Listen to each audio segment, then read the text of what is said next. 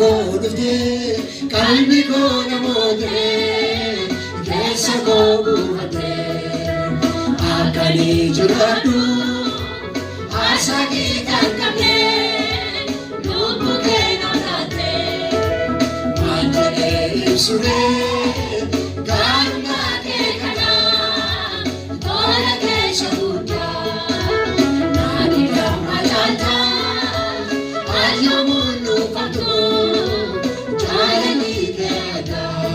jaalali kee mudaan qabu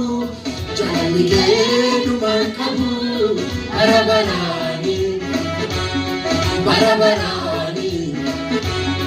barabaraani jaalali kee mudaan qabu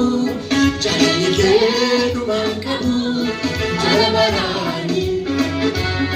barabaraani barabaraani akka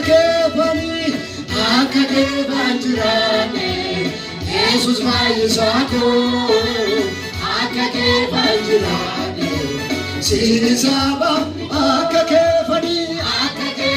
jiraanne Yesus fayyisaa koo